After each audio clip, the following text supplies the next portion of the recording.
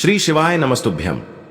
हर हर महादेव। दोस्तों, आप सभी लोग जानते हैं कि 11 सितंबर 2025 यानी गुरुवार को पड़ रही है श्राद्ध महीने की चतुर्थी तिथि। और दोस्तों, ये वो तिथि है जो पितृपक्ष महीने में पड़ने वाली सबसे बड़ी तिथि है, क्योंकि यह गुरुवार के दिन पड़ रही है और इसका बहुत ही बड़ा और विशेष महत्व होता है। पूज्य गुरु जी ने कहा है, अगर कभी भी मौका लग जाए और पितृपक्ष महीने की चतुर्थी तिथि गुरुवार को पड़ जाए तो आप लोगों को एक दीपक और एक चुटकी हल्दी वाला उपाय तो अवश्य ही करना चाहिए। इन दोनों का संयोग बहुत ही कम आता है। और दोस्तों, पूज्य गुरु जी ने अपनी शिव महापुराण की कथा में बताया है, इस दिन आपको एक दीपक वाला उपाय तो अवश्य ही करना चाहिए, क्योंकि ऐसा दिन पूरे साल में सिर्फ एक ही बार आता है। और दोस्तों, आप सभी लोग जानते हो कि गुरुवार का अगर सबसे बड़ा कोई उपाय है तो वो एक दीपक और हल्दी वाला उपाय है। तो दोस्तों, इस गुरुवार के दिन आप लोगों को इस एक दीपक वाले उपाय को जरूर करना है। बहुत सारे लोग होंगे जिन लोगों ने इस उपाय को न किया हो, मतलब पूरा साल निकल गया और उन्होंने किसी भी दिन इस एक दीपक वाले उपाय को न किया हो।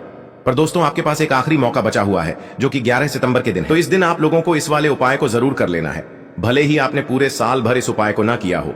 पर अगर आपने इस पितृपक्ष महीने के गुरुवार के दिन अगर इस वाले उपाय को कर लिया तो आपको इस उपाय को करने का वो फल मिलेगा जिसकी आपने कभी कल्पना भी नहीं करी होगी। इसीलिए आप लोग इस वाले उपाय को एक बार जरूर कर लेना, ताकि आप लोगों के हाथ से यह मौका ना जा सके और आपको इस उपाय को करने का फल मिल सके। दोस्तों, ये उपाय पंडित जी ने अपनी अभी की ही शिव महापुराण की कथा में बताया है। जिस उपाय को आज हम आपको बहुत अच्छे से समझाने वाले हैं। इस वीडियो को देखने के बाद इस उपाय को समझने के लिए आपको कोई और वीडियो को देखने की जरूरत नहीं पड़ेगी। तो चलिए दोस्तों, उपाय को शुरू करते हैं। देखिए, यह इस श्राद्ध महीने के गुरुवार के दिन यह इतना खास होता है, इतना महत्वपूर्ण होता है। देखा गया है कभी कभी बड़े बड़े पूजा पाठ अनुष्ठान से जो मनोकामना पूर्ण नहीं होते, वो इस श्राद्ध महीने के चतुर्थी के दिन एक छोटे से उपाय करने से ही आपकी मनोकामना पूर्ण हो जाती है। और बहुत सारे लोगों ने इस उपाय को किया भी है और उनको इस उपाय को करने का फल भी जरूर मिला है। अगर आप लोग भी इस उपाय को गुरुवार चतुर्थी के दिन करना चाहते हैं तो आप इस उपाय को पहले अच्छे से समझ लेना, सुन लेना, उसके बाद करना। आपको इस उपाय का फल जरूर मिलेगा। और इस उपाय को कर लेने से आपके घर में चाहे किसी भी प्रकार की दुख और समस्या क्यों ना चल रही हो, आपको उसका कारण भी नहीं पता है कि भाई ये समस्या किस कारण से चल रही है। उसका कुछ भी कारण हो सकता है, जैसे पितृदोष हो सकता है या किसी भी तरह का मंगल दोष भी हो सकता है। तो इस दिन आप लोगों को यह वाला उपाय कर लेना है। यह एक ऐसा उपाय है जिस उपाय को अगर किसी विशेष दिन पर किया जाए तो भाई उस विशेष दिन का जो है वह तो हमें मिलता ही मिलता है। पर हमने उस दिन पर इस उपाय को किया है तो हमें उससे भी बड़ा फल मिलता है, और फल बहुत जल्दी मिलता है, क्योंकि आप इस उपाय को बहुत ही बड़े और विशेष दिन पर कर रहे हो। तो चलिए अब उपाय के बारे में बात करते हैं, लेकिन उससे पहले आप लोगों को यह जानना आवश्यक है कि आखिर यह उपाय किस समय करना है, किसको करना है और कैसे करना है। तो चलिए हम आगे आपको वीडियो में एक एक करके बता देते हैं। लेकिन उससे पहले अगर आप लोग हमारे चैनल पर नए हैं तो हमारे चैनल को सब्सक्राइब कर लेना और इस वीडियो को लाइक करके कमेंट बॉक्स में श्री शिवाय नमस्तुभ्यम, ओम नमः शिवाय जरूर टाइप कर देना। और अपने फायदे के लिए, गरीबी दूर करने के लिए इस वीडियो को पूरा देख कर जाना, तभी आपको लाभ की प्राप्ति होगी। यदि आज आपने वीडियो को बीच बीच में से देखा, काट काट कर देखा, तो आपको जीवन में कभी सफलता हासिल भी नहीं होगी। तो दोस्तों, इस एक हल्दी दीपक वाले उपाय को हमें इस गुरुवार के दिन कैसे करना है, किसको करना है, किस समय करना है और कहां पर करना है, ये सारे सवालों के जवाब आपको इस वीडियो में मिल जाएंगे। और जो ये वीडियो देखेगा भाई, उसको एक हल्दी दीपक वाला उपाय जरूर करना चाहिए, क्योंकि इस दिन दीपक का भी बहुत ही बड़ा और विशेष महत्व होता है। और जब बात आ जाए एक हल्दी दीपक की, तो ये सोने पे सुहागा वाली बात हो जाती है और ये एक बहुत ही बड़ा उपाय हो जाता है इस गुरुवार चतुर्थी तिथि का। हम समझते हैं इस वाले उपाय को हमें करना किस समय है। इस एक दीपक वाले उपाय को हमें इस गुरुवार के दिन करना किस समय है। तो देखिए, इस उपाय को करने का जो समय है वह सुबह का समय है और शाम का समय भी है। अब देखिए, यहां पर हम मुख्य रूप से सुबह का समय नहीं बोलेंगे, क्योंकि 11 सितंबर गुरुवार चतुर्थी का दिन है और इस दिन प्रदोष काल के समय का बहुत महत्व होता है। बाकी अगर सुबह के समय भी करेंगे तो भी अच्छा होगा, उसमें कोई भी दिक्कत वाली बात नहीं है। तो चलिए जानते हैं इस विशेष उपाय के बारे में। लेकिन उससे पहले एक प्रार्थना, अगर आप इस चैनल पर नए हैं तो आप इस वीडियो को लाइक करें, चैनल को सब्सक्राइब करें और कमेंट बॉक्स में आप अपनी राशि या अपना नाम जरूर डाल दें, क्योंकि हम राशि से जुड़ा भाग्य भी बताते हैं और भाग्य में चल रही परेशानियों को दूर करने के लिए वह आसान से आसान उपाय भी बताते हैं। तो चलिए अब हम अपने सबसे पहले उपाय की बात कर लेते हैं। देखिए, हम सभी के घरों में माता तुलसी का पौधा अवश्य ही होता है। तो देखिए, हमें तुलसी जी के पौधे से सबसे पहले तो 3 पत्ते तोड़ने हैं। देखो, एकादशी वाले दिन आपको तुलसी के पत्ते नहीं तोड़ने हैं। तो देखिए, तुलसी जी के आपको 3 पत्ते तोड़ लेने हैं और इन तुलसी जी के पत्तों को तोड़ने के बाद आपको एक चुटकी हल्दी भी अपने साथ में लेनी है। हल्दी के अंदर आपको जल मिलाकर के पेस्ट के रूप में तैयार करना है और इसी के साथ में आपको एक दीपक भी लेना होगा। दीपक आप मिट्टी का भी ले सकते हैं, आटे का भी ले सकते हैं। और इस दीपक में आपको शुद्ध घी डाल करके इसमें आपको लंबी रुई की बाती का प्रयोग करना है। देखिए दोस्तों, आपके पास है 3 तुलसी जी के पत्ते हैं। तो पहला जो तुलसी जी का पत्ता है उस पर आपको सबसे पहले तो जो आपने हल्दी ली है उसकी एक बिंदी लगानी है। और पहला जो तुलसी जी का पत्ता है, आपके घर में भगवान विष्णु का चाहे कोई सा भी स्वरूप हो, चाहे लड्डू गोपाल जी का स्वरूप हो, या फिर भगवान कृष्ण की आपके मंदिर में प्रतिमा हो, या फिर भगवान श्री राम की प्रतिमाएं, उनके सामने आपको पहला तुलसी जी का पत्ता अर्पित करना है। अब देखिए दोस्तों, आपके पास जो 2 तुलसी जी के पत्ते हैं और आपके पास जो एक दीपक है, इन्हें आपको लेकर के पहुंचना है अपने ही घर में तुलसी जी के पौधे के पास में। देखिए, सबसे पहले तो आपके पास जो 2 तुलसी जी के पत्ते हैं उन पर भी आपको हल्दी की एक एक बिंदी लगानी है और उन दोनों ही तुलसी जी के पत्तों को आपको अपने घर में तुलसी जी के पौधे के वहां पर ही अर्पित कर देने हैं। और इस प्रकार से यह दोनों पत्ते भी तुलसी जी के पौधे के पास में अर्पित करने के बाद अंत में जो आपके पास एक लंबी बाती का दीपक है, इसे आपको तुलसी जी के पौधे के पास में ही प्रज्वलित कर देना है। जो भी व्यक्ति अपने ही घर पर इस प्रकार से तुलसी जी के 3 पत्तों का यह उपाय कर लेता है तो उसका परिवार हमेशा खुश रहता है, उसके परिवार में कभी भी कोई भी संकट उत्पन्न नहीं होता है, और यदि आपके घर में जो भी गृह क्लेश है वह भी समाप्त होते हैं। तो इस प्रकार से यह सुंदर सा उपाय करना है। अब बात करते हैं अगले उपाय की। देखो, यदि आपके जीवन में आर्थिक संकट बहुत अधिक हो रहे हैं, धन की समस्या लगातार जीवन में बनी हुई है, एक एक रुपयों को प्राप्त करने के लिए आपको बहुत अधिक मेहनत कर रहे हैं, तो आज रात्रि में सोने से पहले आपको हो यह एक चमत्कारी दीपक का उपाय अवश्य करना है।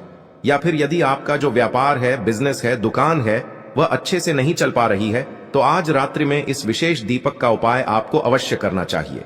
देखो दोस्तों, दीपक हमारे घर में सभी नकारात्मक शक्ति को बाहर करता है। यह उपाय आपको साल में केवल एक बार करने का ही मौका मिलता है। देखिए, इस उपाय के लिए आपको तुलसी जी की जो सूखी लकड़ी होती है उसे ले लेना है। देखिए दोस्तों, यदि आपके पास पुरानी तुलसी जी की लकड़ी है तो उसे आप ले सकते हैं, और यदि आपके घर में तुलसी जी जो लकड़ी है वह सूखी हुई है तो उसकी लकड़ी आप तोड़ करके इस्तेमाल कर सकते हैं। लेकिन आपको ध्यान रखना है कि सूर्यास्त से पहले पहले ही आपको यह जो तुलसी जी की लकड़ी है इससे अवश्य ही तोड़ लेना है। तो इस उपाय के लिए आपको सबसे पहले तो एक मिट्टी का दीपक लेना होगा, चाहे तो आटे का दीपक भी ले सके, क्योंकि आटे का दीपक सभी दीपक में सर्वोत्तम माना गया है। इस दीपक के अंदर आपको शुद्ध घी का प्रयोग करना होगा, और इससे दीपक के अंदर आपने जो तुलसी जी की लकड़ी ली है उसे भी रख देना है। लेकिन ये जो तुलसी जी की लकड़ी है इसमें आपको चारों तरफ अच्छे से घी लगा लेना है। देखिए, गुरु जी ने बताया है कि जो तुलसी जी की लकड़ी है यदि आप उपाय करते हैं और बहुत ही शीघ्रता से जल जाती है, तो इसके लिए आपको एक कार्य करना है। आपको थोड़ी सी रुई ले लेनी है और उस रुई को आपने जो तुलसी जी की लकड़ी ली है उस पर अच्छे से चारों तरफ लपेट देनी है। तुलसी जी की लकड़ी के ऊपर रुई लपेटने के बाद इसे आपको पूरा घी के अंदर डुबो लेना है। अब इसे आपको बाती के रूप में प्रयोग करना है। अब दोस्तों, इस दीपक को आपको प्रज्वलित कहां करना है? तो इस दीपक को आपको या तो भगवान विष्णु के सामने प्रज्वलित करना होगा, या फिर आपको भगवान श्री राम के सामने प्रज्वलित करना होगा, या फिर भगवान कृष्ण के सामने, यानी कि भगवान विष्णु के जो भी अवतार हैं उनके सामने आप ये दीपक प्रज्वलित कर सकते हैं। या फिर आप इस दीपक को माता तुलसी जी के सामने भी प्रज्वलित कर सकते हैं।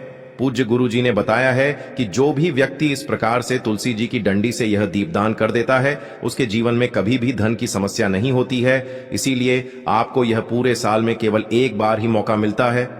इस उपाय को करके देखना, आपकी सभी इच्छाएं जरूर पूर्ण होंगी। यह जो उपाय है रात्रि में सोने से पहले करना। सबसे पहला उपाय विशेषकर आपको 7 चने की दाल से करना है। तो इस उपाय के लिए आपको मात्र 7 चने की दाल लेना है। इसी के साथ में आपको एक तांबे के पात्र के अंदर शुद्ध जल लेना है, और इन दोनों सामग्री को लेकर के आपको भगवान शिव के मंदिर में पहुंच जाना है।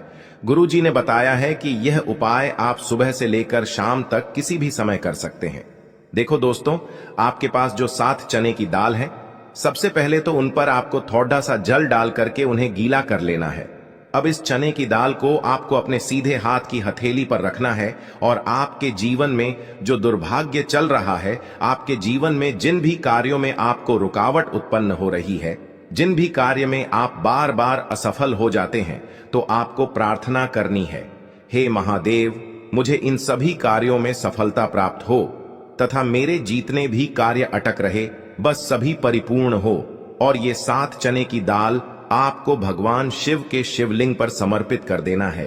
बृहस्पतेश्वर महादेव का मन में स्मरण करते हुए गुरु जी ने कहा है कि जो भी व्यक्ति गुरुवार के दिन इस प्रकार से चने की दाल समर्पित कर देता है शिवलिंग पर, उसके जीवन से सारा दुर्भाग्य दूर हो जाता है।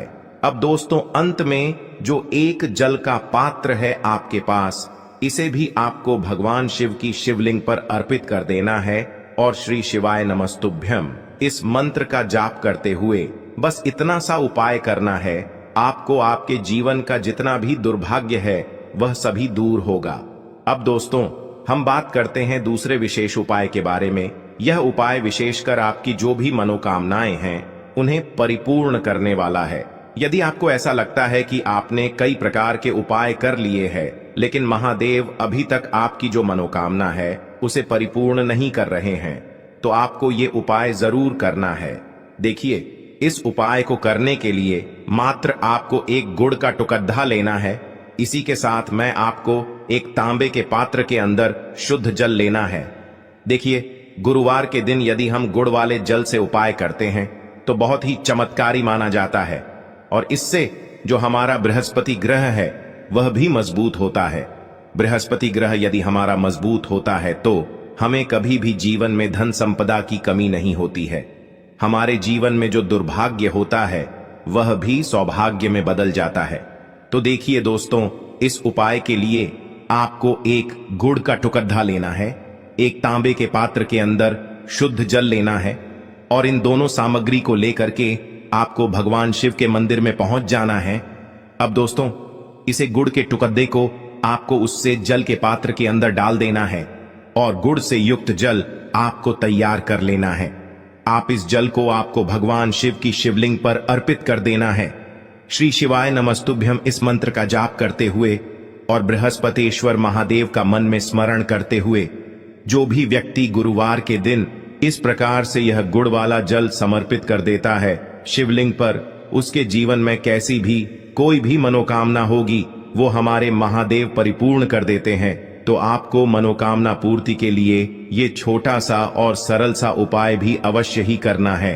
अब दोस्तों, हम बात कर लेते हैं तीसरे विशेष उपाय के बारे में। देखिए दोस्तों, इस उपाय के लिए आपको मात्र एक तांबे के पात्र के अंदर शुद्ध जल लेना है। इसी के साथ में आपको 11 चावल यानी कि अक्षत के दाने लेना है। देखें, चावल के दानों को लेते समय आपको ध्यान रखना है कि ये कहीं से भी टूटे हुए या फिर खंडित नहीं होने चाहिए। इसी के साथ में आपको थोड़ा सा पीला चंदन भी लेना है।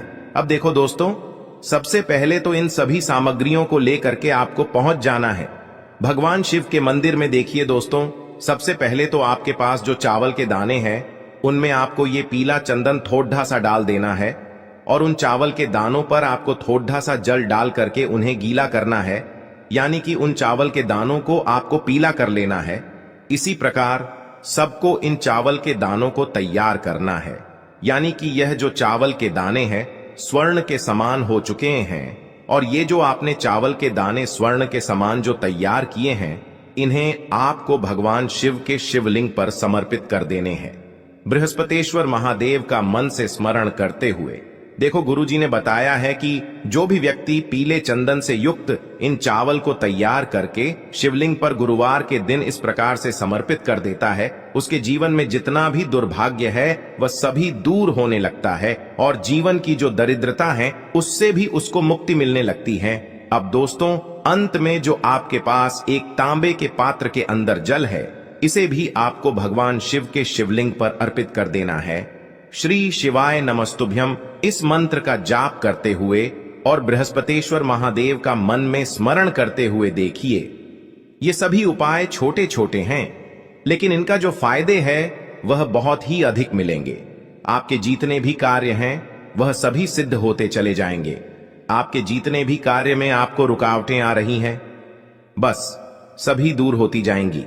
दोस्तों, अब हम बात कर लेते हैं चौथे विशेष उपाय के बारे में। इस उपाय के लिए आपको लेना है 11 चावल के दाने। गुरुजी ने कहा है चावल के दाने खंडित नहीं लेने हैं, बिल्कुल साबुत होने चाहिए। उसके साथ में आपको लेना है एक बेलपत्र।